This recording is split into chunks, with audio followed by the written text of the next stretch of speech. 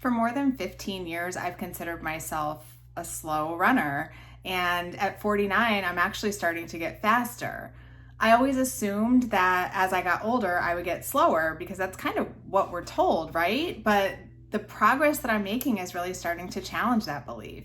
I started running a little over 15 years ago, not too long after my daughter was born. And my main objective was to lose the baby weight, to lose weight. And I started by training for a turkey trot, which happened on Thanksgiving. And I followed the Couch to 5K program, which I highly recommend if you're not a runner, or if you have been a runner and you're looking to get back into it and maybe run a 5K. The Couch to 5K programs are really great because they take you from walking to running. And so that was what I did. And it was really amazing that I was able to run consistently, but I was very slow. And that was fine. I was just happy to be able to finish. But as I continued to run races, I was finding that I was pretty slow. And then when I started doing Run Disney races and connected with other people there, I learned that there was a method a lot of people use where they would do intervals. So they would run and then they would walk and they would run and then they would walk. And at first I was kind of like, I don't know if I want to do that because I feel like that's not really being a real runner. But I soon found that it allowed me to go much further distances without getting so exhausted like I was when I was, running full out. So I did adopt that strategy for a while and used it for many races. But I was pretty slow. I ran my first marathon. I don't even remember what year it was, but it was a while ago. And I really struggled with it. Part of it was that I didn't really research the course, and the course for that race was very hilly. And I wasn't really running a lot of hills. So I really did struggle with that. But I was so slow that they actually shut the race down before I finished. I was the very last finisher. I was able to get my medal, but I didn't get like an official race time because it was cut off. I missed it. So that was something that I really struggled with. Super proud of myself for finishing my very first marathon. I was really very pleased that I was able to do that because there were a lot of people who did not finish that race. But I also always felt a little bit embarrassed that I didn't truly finish that race in the time that was allotted. So I did go back and run another marathon a few years ago at Disney, and it was a better experience in that the course was flatter, so I didn't have to worry so much about the hills. There were a lot of people who were slow, who were running slowly like I was, and I just felt a little bit more like part of that race. Like I felt like I belonged there, whereas at the other one, I kind of felt out of place. I still finished pretty slowly, and if you're familiar with Run Disney, I actually finished with the balloon ladies. I didn't get swept, but I finished with them, which is basically the end of the race. And so, that's always kind of stuck with me. I always just kind of felt like, yeah, I run, but not really because I'm very slow. I took some time off from running for a few years, really. I was just doing other things and really focused on strength training, but I kind of missed the running. I like to be out in nature. I like to sort of have my own time and some quiet time. And now that I live in Florida, I really enjoy seeing the different wildlife, the birds, and occasionally alligators. It's fun. It's really nice. And I love being out in the nice weather. And I also listen to books through Audible. So that's usually my time to be able to listen to books because it's just really the only quiet time that I have. So I started running again last, probably like towards the end of the summer, and immediately started really enjoying it. And then what really solidified it for me was running my half marathon in January. Really enjoyed that experience. I almost PR'd, which I did talk about on a few previous videos, but I was so excited. Like I just felt so energized by it. And I'm even finding now that I get excited about my training runs, which is really kind of funny, but I have changed my strategy a little bit, which I will talk about. But having different workouts and, running in different ways has really helped. But I think when I started running again last summer, I went into it with the thought that, I've always been a slow runner, and that's very likely going to continue, or my pace might even decline because I'm older. And I think that that's really just something that's sort of ingrained in us, that like you're just going to slow down as you get older, but that's not necessarily true.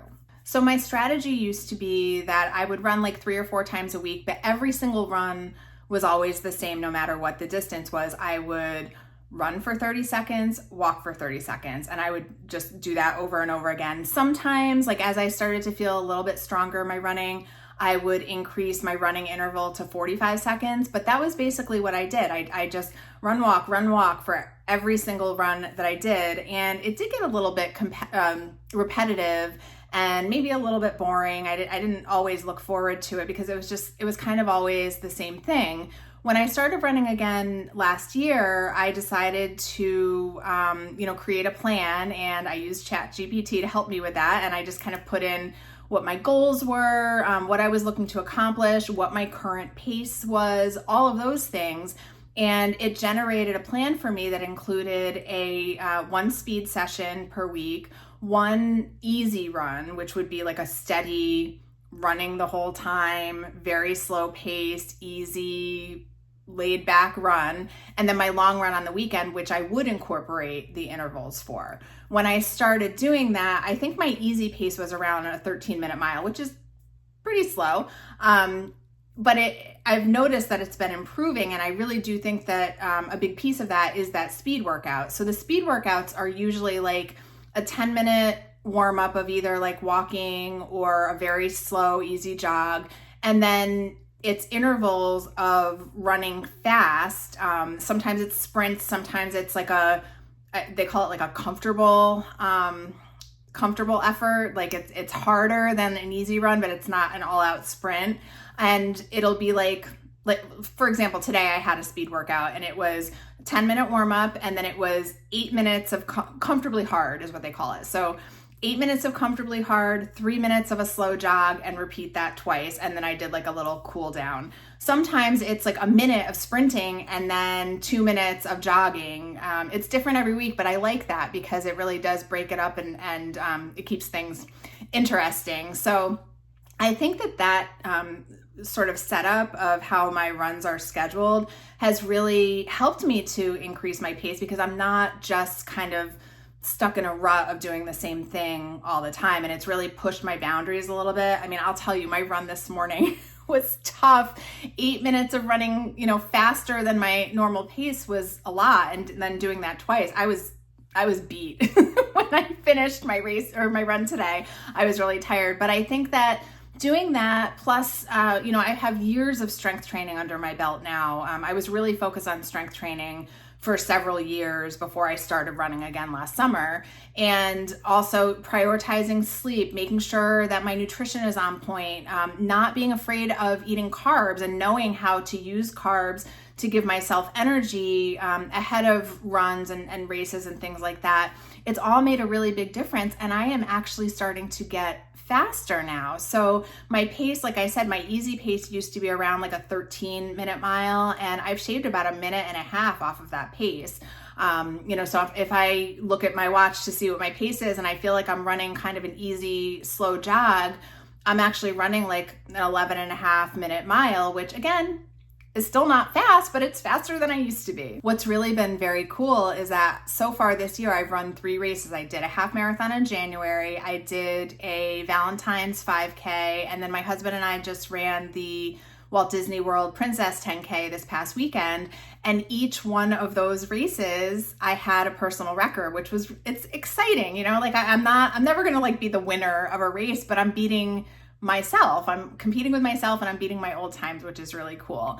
The 10K this past weekend especially was interesting to me because it's a Disney race. So, I went into it thinking that, I probably wouldn't be able to run the whole thing, not necessarily because of my own limitations, but because these races often have limitations. You have tens of thousands of people run these races. And then there are parts where the course gets really narrow and you get bottlenecks. And so I remember saying to my husband the morning of the race, here's my strategy.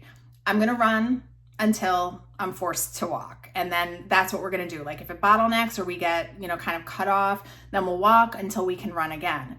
But what ended up happening was that we never really got into a bottleneck. So we just ran the whole thing, and it wasn't super fast. But I was jogging at least, or running a little bit faster throughout that whole race. And it was exciting to be able to do that and still be in this atmosphere of Run Disney. We were running through Epcot, through the World Showcase, which is always like, I just love that. It's just awesome. And the theme for the race was Moana. So I dressed as Moana in like a tank top and skirt. I had my shorts on underneath. I had a hat on.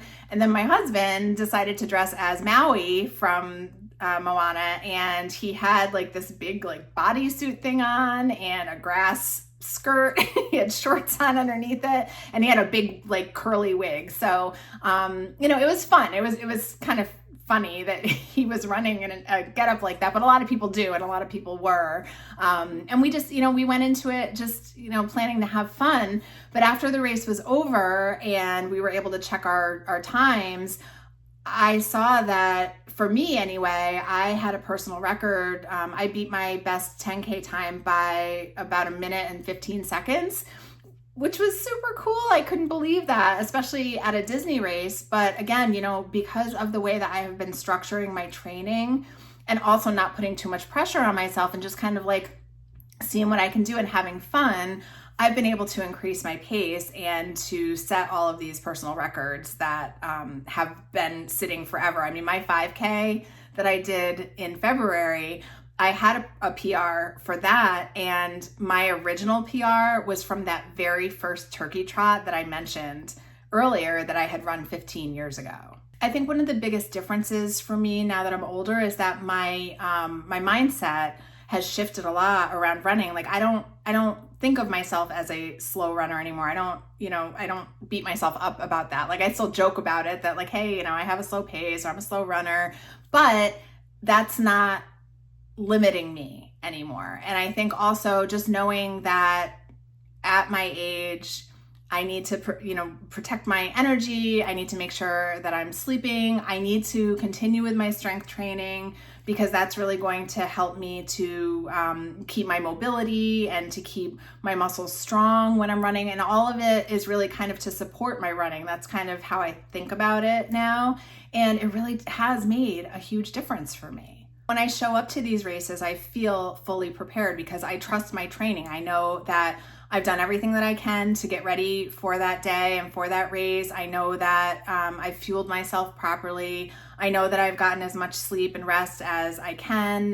There are even days sometimes where I need to take a nap because I had a really hard workout in the morning, especially on speed training days. I found that I, in the afternoon, tend to get really tired. And so I'm not always able to because I do have a full-time job also, but sometimes instead of taking a lunch break, which I don't always do either, but I will take it like a little nap break. So I might lay down for 20 to 30 minutes, and that usually does the trick, and then I'm fine. But I didn't used to need to do that when I ran. But again, I also didn't do the speed training that I'm doing now, so that could be the difference. I don't necessarily know that it's age, but my point is that I really have trusted the process with this, and it's really, really paid off. So I think what I've learned through this whole process is that you don't necessarily age out of making progress. Just because you're getting older doesn't mean that you can't improve something, right? So for me, that means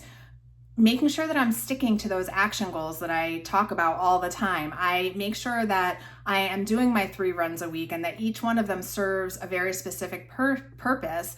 I make sure that I'm doing my strength training and that I'm getting to bed at a decent hour and that I am eating and hydrating and doing all of the things that are important to just longevity and having a strong, healthy body, and especially as a runner. Another thing that has changed a lot for me is like the shame and embarrassment of being slower. I talked about that earlier when I was talking about my very first marathon.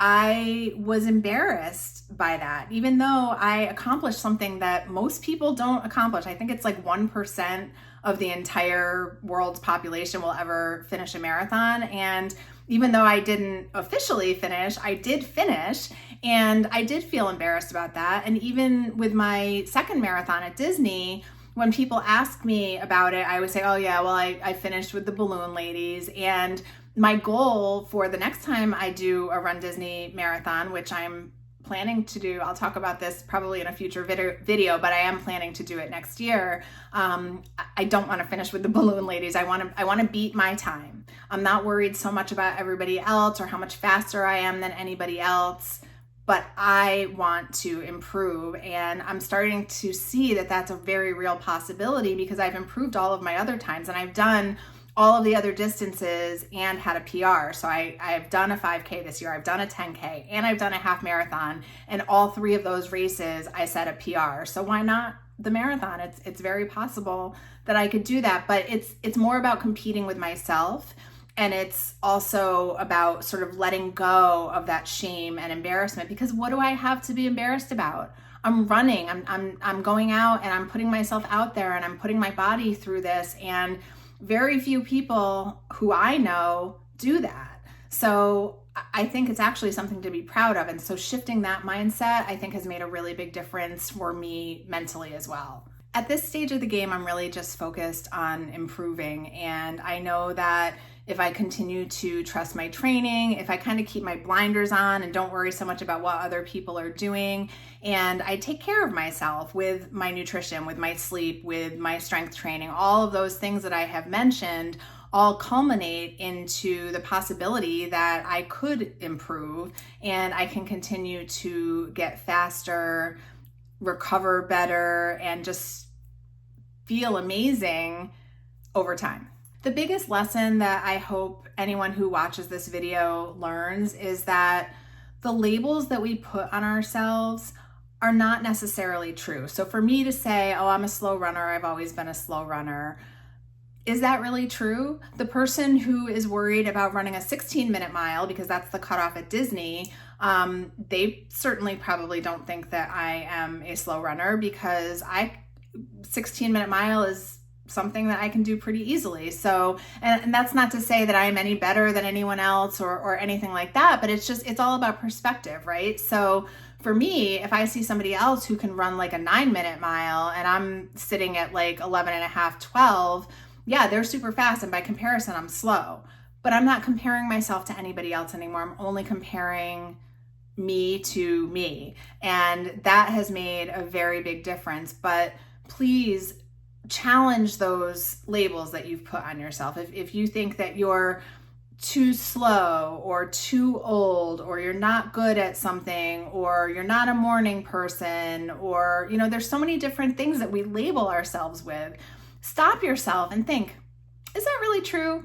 Because when I started doing that for myself, that's when like a whole world of possibilities opened up for me. And not just with my running, but with anything that I do. If I start to think of a label for myself related to anything, I challenge it, and it's not necessarily true. I mean, another example of that is I always used to say I wasn't a morning person. And then when I started exercising and found that early morning was really the only time that I could do that, I started getting up earlier and I became a morning person. But if I had just continued to believe that I couldn't get up in the morning because I wasn't a morning person, then I wouldn't have built this entire system that I have now for all of my workout routine and my lifting and my running and my yoga and all of the things that I do. So I think it's really important to challenge those labels, and especially as we get older, because you may think that as we get older, you can't possibly make any progress, but I'm living proof that you can. And I think if you look at some things in your own life, you could probably see that you can make progress as well in whatever area it is that you're focused on.